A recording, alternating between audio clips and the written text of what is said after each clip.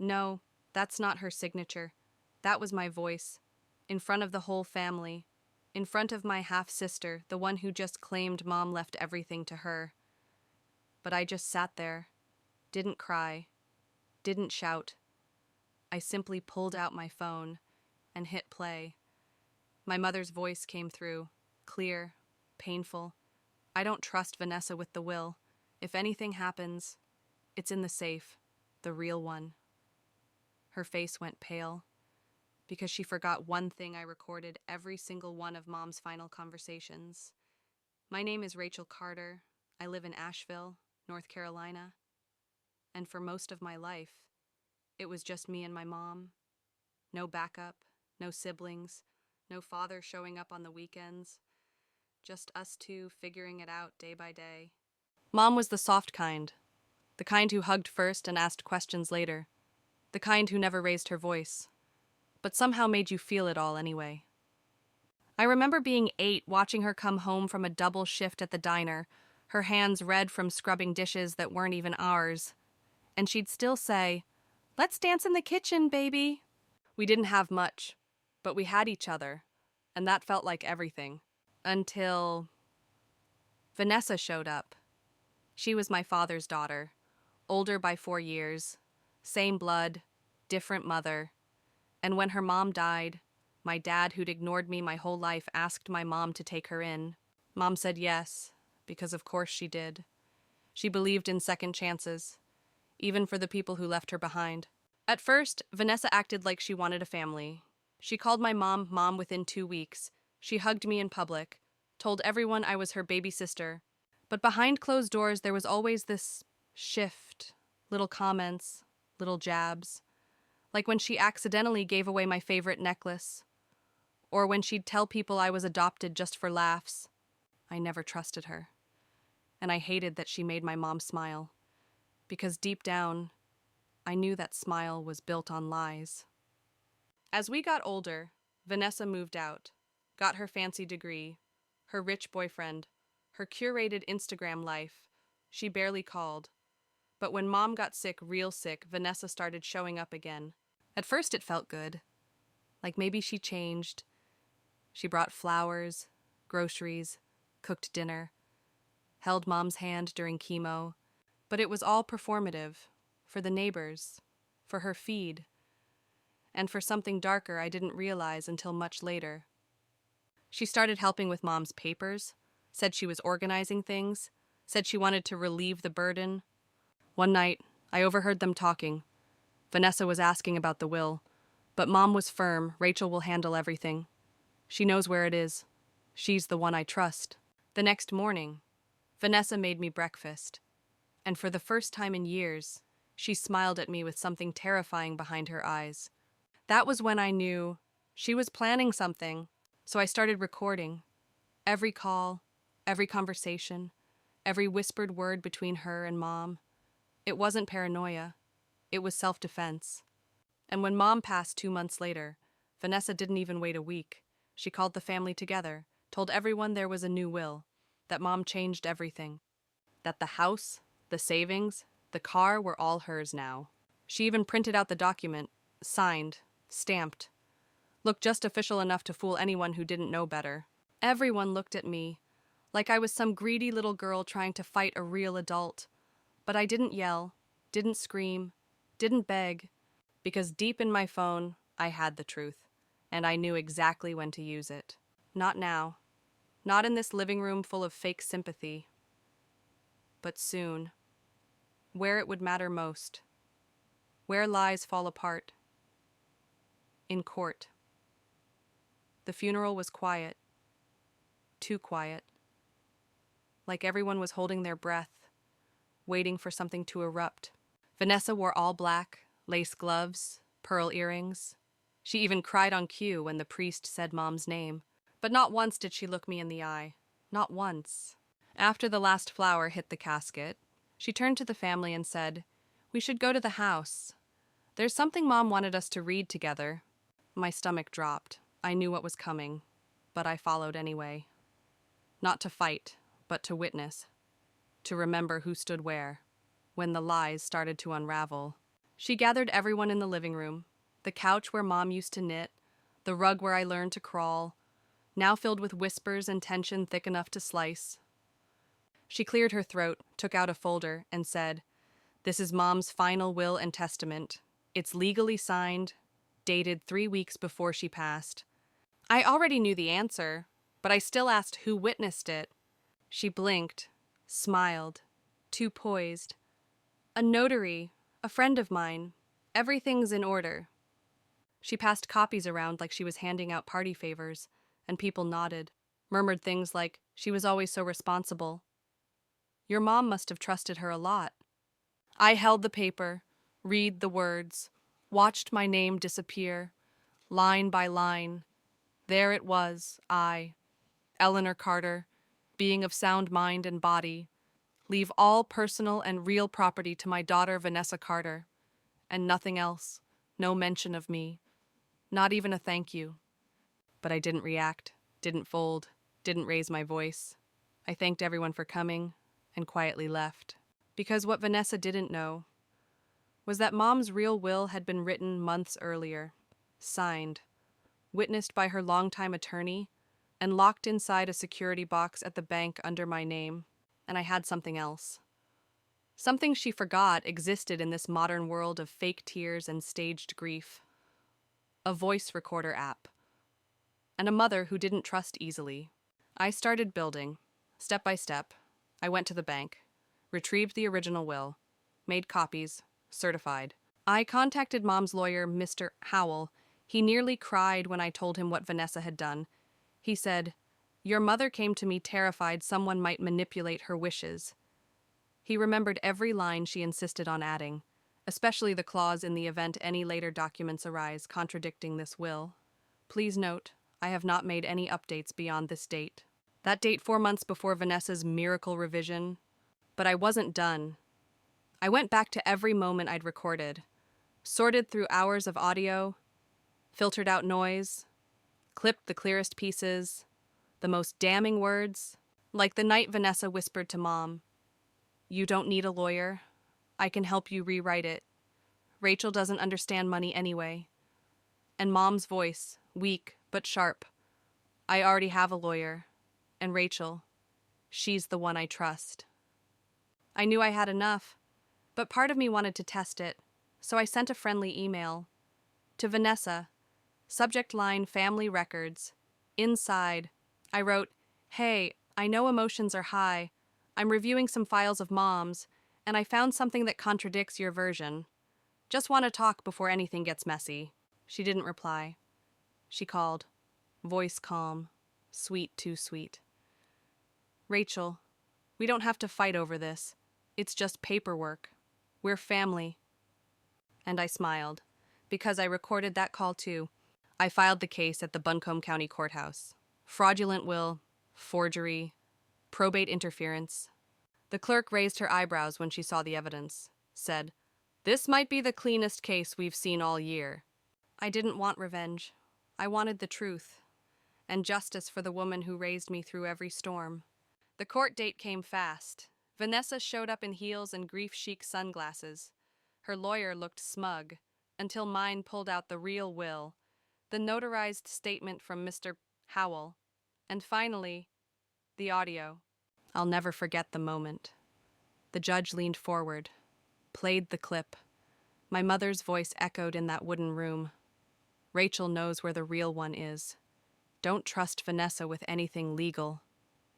Gasps. The kind of silence that doesn't come from peace, but from shock. Vanessa's face blank, then red, then pale, then rage. She stood up, started yelling something about being misunderstood. The judge shut her down with one phrase, "Ms. Carter, please sit. You'll have time to respond in the penalty phase." I almost laughed, but I didn't, because this wasn't a movie. It was my life, and my mother's memory. The ruling came fast. Will declared fraudulent. Vanessa referred for investigation. Assets frozen. Real will reinstated. And the property the home my mother loved was officially mine. I didn't cheer, didn't throw a party. I just went home, opened the front door, took off my shoes like Mom used to make me do, and whispered, "We did it, Mom. We really did it."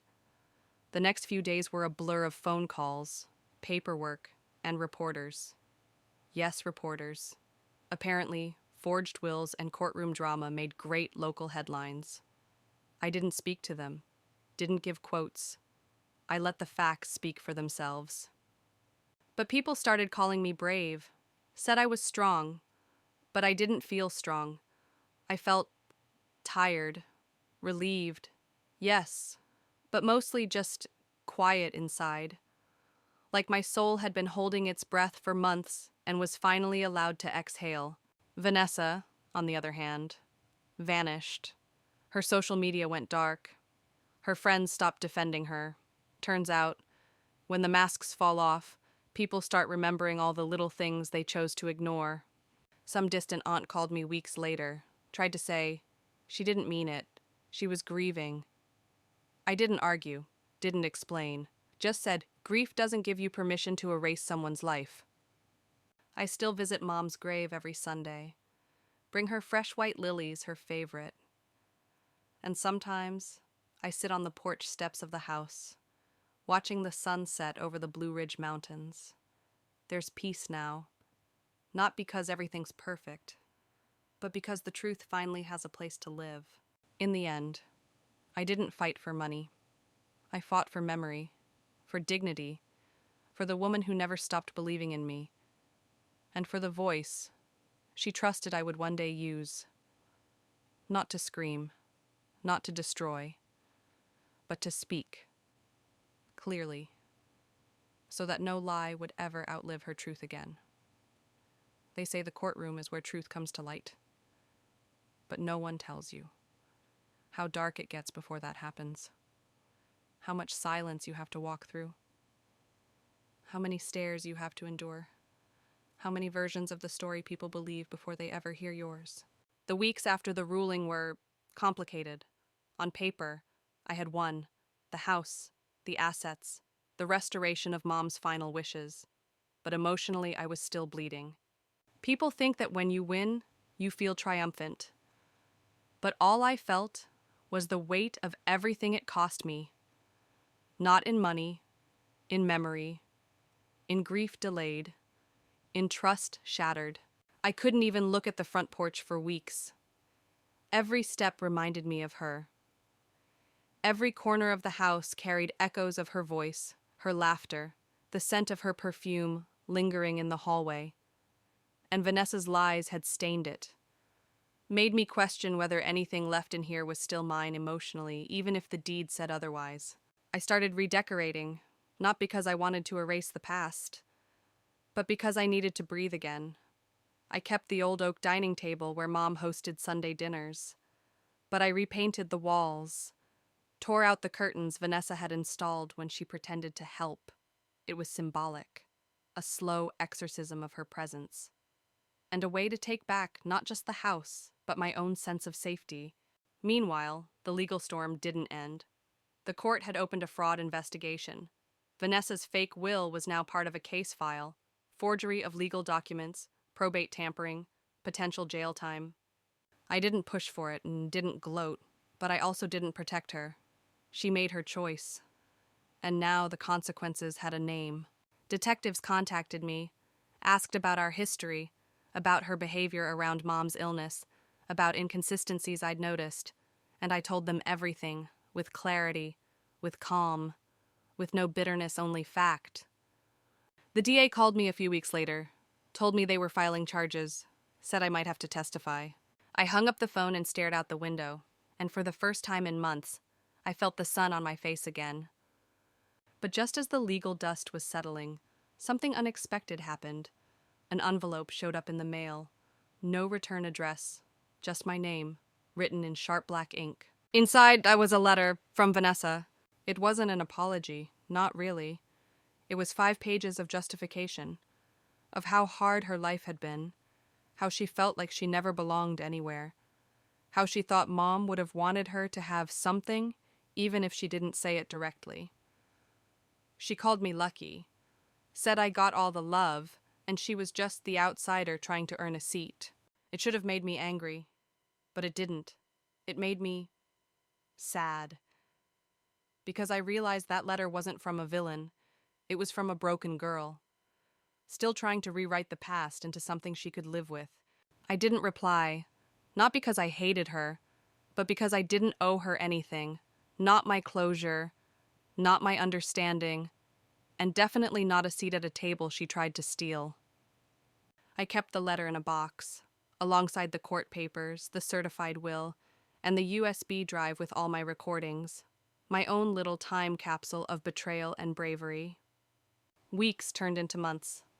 I got back to work, started volunteering at a local nonprofit that helped women navigate legal housing issues. Because if there's one thing this experience taught me, it's how easily someone can try to erase you if you don't know your rights. And one day, a young woman walked in, crying, trembling, said her stepbrother was kicking her out of their shared home after her father died. I listened. Then I smiled and said, "Let's talk about your deed access. And start by writing down every word he said to you. We're building your file today." That day, I realized something, and this wasn't just about me anymore. It was bigger. It was about legacy, about giving voice to the women who were told to stay quiet, about ensuring the truth didn't just live in courtrooms, but in real lives, real hands, real justice.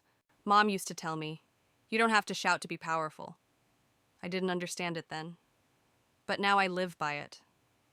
My voice isn't loud, but it's steady. It's backed by evidence, by love, by the kind of strength you build alone when no one claps. And if you ask me what I remember most about the whole thing, it's not the trial, not the judge's ruling, not even Vanessa's face when the truth played out loud. It's the quiet click of a recording starting in a dark room on a night no one thought I was listening. That's when the real power began, not in the court, not in the will, but in the moment I chose to press record instead of stay silent. Weeks later, I walked into Mom's old room. For the first time, I didn't feel like I was trespassing in a memory. I sat at her old vanity, ran my fingers across the worn wood, opened the drawer she always locked. Inside was a photo of me at 10, her holding a birthday cake, beaming. Behind the frame, folded carefully, was a note. It read, "If you're reading this, then I'm gone. And if Rachel found it, good, because she's the one who never gave up, the one who always listened, even when I didn't say much. Don't let the world take that from you. Baby, speak up when it counts, even if your voice shakes." I cried for the first time in months, not because I was broken, but because I finally felt whole again. Her words were everything I needed. Not legal, not binding, but real, and in that moment, more powerful than any court ruling. Later that year, I started speaking publicly, libraries, legal clinics, community events, telling my story not to shame Vanessa, but to warn others. That betrayal isn't always loud. Sometimes, it wears pearls and cries in the front pew. Sometimes, it shows up with folders and fake smiles. But you don't have to match its noise. You just have to stay ready and stay documented. Now, every time someone tells me, "I wish I had your strength," I look them in the eyes and say, "You do. It's not about being fearless. It's about refusing to disappear." And when I go home, unlock the front door, light the candles in the hallway, I feel Mom there, not in ghosts, but in presence, in justice served, in peace restored, in a house that finally feels like home again. Grief doesn't operate on a calendar. It doesn't end when the case is closed, or when the house is legally yours, or even when the people who wronged you disappear into the shadows. It lingers in scent, in silence, in songs you didn't know would hurt until they played. Months had passed since the trial, since Vanessa's fake will was exposed, since the judge slammed the gavel and gave Mom's legacy back to the daughter she trusted, to me. But healing isn't always triumphant. Sometimes It's embarrassingly quiet, like standing in a room you once feared, realizing the monster's gone, but you still flinch at every creak in the floorboards. One morning, I found myself scrubbing the kitchen tile with a toothbrush, not because it needed it, but because I couldn't stop moving. Like if I stayed still long enough, my thoughts would catch up and consume me. I had to remind myself the war was over, but my mind still whispered, what if people still believe her? What if Mom saw all this from wherever she is and hated what I had to do? It's hard being the one who told the truth when the lie wore lace and smiled for the family camera. And yet, I kept going. I showed up. For the house. For the community center. For the women who came to me with trembling hands and eviction letters. For Mom. It was around that time that I got a call. Private number. I almost didn't answer. But something in my gut said, pick up. The voice on the other end was tired. Older. Male. He said, I'm Thomas Walker. I was your mother's accountant. We haven't spoken, but I found something you should see. My heart skipped. I met him the next day at a small cafe downtown. He slid a thick envelope across the table. Your mom made some final requests, quiet ones, said not to hand it over until things settled. Inside was another will, not a legal one, but a handwritten letter. It listed names, dates, bank transfers, insurance beneficiaries, and at the bottom, she wrote, Rachel, if you're reading this, you did it. You protected me even after I was gone. And I need one more thing finish what I started. My hands shook, because underneath that letter were receipts. Checks made out to women I didn't recognize. Monthly deposits into anonymous accounts. And suddenly, I understood. My mother had been secretly funding women escaping abuse. She'd kept it quiet, hidden from Vanessa, hidden from everyone. And now, she was asking me to continue it. I spent the next 3 weeks tracking every name, every transaction. I called shelters, lawyers, old contacts Mom had written down on scrap paper, and I rebuilt it, a trust, a real one. Backed by the assets I reclaimed, legally filed, publicly recorded. I called it the Eleanor Fund. And it wasn't just money. It was a message you may be erased on paper, but not in legacy. The day I signed the founding documents, I wore Mom's old blazer, the one she used to wear to PTA meetings and job interviews. It still smelled like her, like lavender and quiet power. Afterwards, I walked to the courthouse, not for vengeance, but to witness the very place where lies died, and justice was born. I stood in front of courtroom 3B, closed my eyes, and whispered, we're not just surviving anymore. Mom, we're leading. That night, I got an email from one of the women Mom had helped. Her name was Denise. She said, I never got to thank your mother, but she saved my life. And now you're doing the same. Thank you for not letting her disappear. I cried harder than I did in court, because that's what legacy feels like. Not fame, not fortune, but a stranger, holding your mother's memory like a light in the dark. And when I looked around the house that night, it no longer felt haunted. It felt full, alive, sacred. Like Mom never really left. She just passed the torch.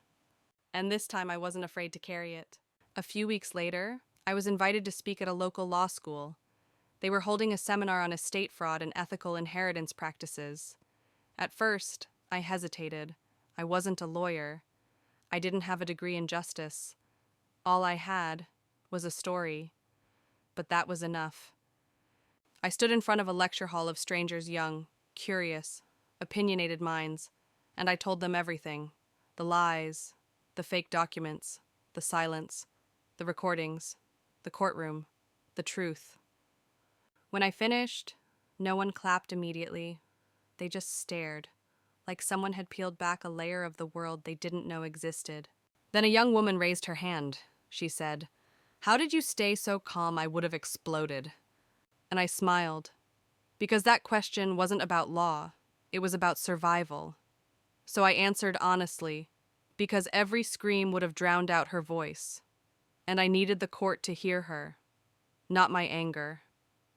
After the seminar, one of the professors approached me and she said, "We teach students how to interpret the law, but today, you taught them why it matters." I drove home in silence, the kind that isn't empty but full of peace, full of purpose. And when I pulled into the driveway, I didn't see a battle site anymore. I saw a home, a future.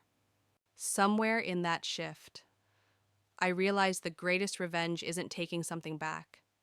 It's building something no one can take from you. And that's what I did.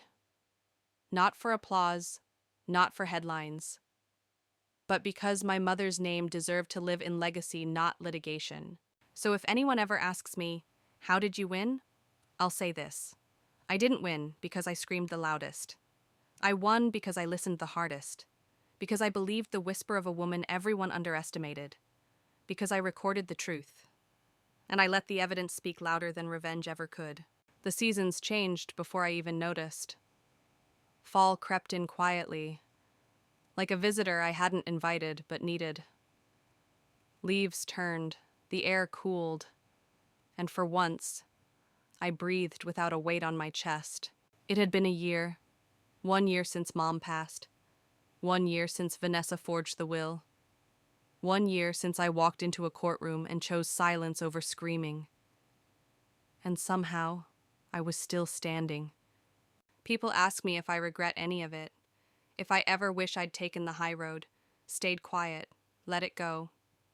And the truth, there was never a high road. There was only the real road, the one paved with facts, with grief, with quiet power. I didn't destroy Vanessa. I exposed her. There's a difference. Some nights, I still think about her, where she is, what story she tells herself now, if she still thinks I stole something from her, if she'll ever understand that love isn't owed, it's earned, and trust, once broken, doesn't return with apologies. But I don't dwell there anymore, because my life isn't about her. It never really was. It's about the promise I made, to my mother, to myself, to protect what matters even if no one claps for you doing it. I spent the anniversary alone. No ceremony, no guests, just me, and a box I hadn't opened in months, the one with her voice in it. That final recording. I played it back. One more time. Her voice, soft but steady, Rachel. I know life is messy. I know people will try to twist your heart, your name, your memory. But baby, you're stronger than you think. And quieter doesn't mean weaker. It just means you're listening. And someday, they'll wish they had. I cried like it was day one again. And I smiled through every tear because her faith in me was never misplaced. And now, I finally believed it too. The Eleanor Fund had grown more than I ever imagined. Women started emailing from different states, some who knew her, some who just heard the story, all of them asking the same thing. Can you help me find my voice? And every time, I said yes. Not because I had all the answers, but because I knew what it felt like to be erased. And I'd be damned if I let another woman disappear behind someone else's story. I started hosting workshops, taught women how to document, how to prepare, how to protect what's theirs legally. We called it paper armor, because that's what saved me. Not fists, not rage, but documentation, proof, preparedness. One day, a teenager came up after a workshop. She looked maybe 16, eyes tired, voice shaking. She said, "My aunt changed the deed. She said I don't have any rights because I'm not really family, but my grandma raised me. She promised this house would be mine." I took her hand, looked her straight in the eyes, and said, "Then let's make sure her promise lives longer than their lies." And just like that, another battle began. Not mine, hers. but I knew how to fight it, and I wouldn't let her do it alone. Because legacy isn't about inheritance, it's about impact. It's not what you leave behind in money, it's what you ignite in others before you go. Mom did that for me, now it was my turn. A few months ago, I got a package, no return address. Inside was a key and a note, in handwriting I didn't recognize. It said, "For the next woman who needs a way out, there's a cabin, fully paid. In your foundation's name, use it wisely." I was stunned, speechless. Someone had paid it forward. Someone I may never meet. That's how far a voice can carry. That's how deep a quiet kind of strength can run. And I realized the fight is never really over. It just passes hands, from one daughter to another, from one silent warrior to the next. So if you ask me now, what's justice, I'll tell you this. It's not a verdict, not a headline, not even a courtroom. It's a promise kept. It's a name restored. It's a house that once held grief, now filled with purpose. And most of all, it's a daughter who learned to record the truth, then live by it. That night, I couldn't sleep. I kept thinking about that key, that stranger, that woman who left something behind for someone she'd never meet. And I realized maybe that's the whole point. To leave something behind not for applause, but because someone out there needs it more than we know. I lit a candle by Mom's picture.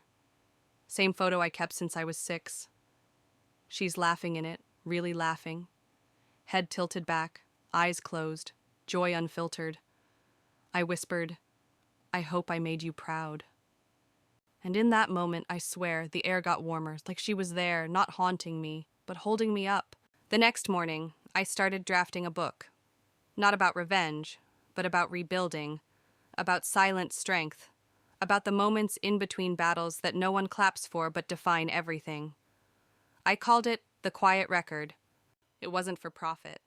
It was for the women who never saw themselves in the spotlight, but still fought, still endured, still rose. And if even one woman reads it and says, "Walk, now I know I'm not crazy, now I know I'm not alone," then every sleepless night will have been worth it. By spring, the house looked different, not because I changed everything, but because I had. There was peace now. There was music in the kitchen, coffee mugs with chipped edges that felt like home, and laughter again, mine, real, full, unapologetic. That's how it ends.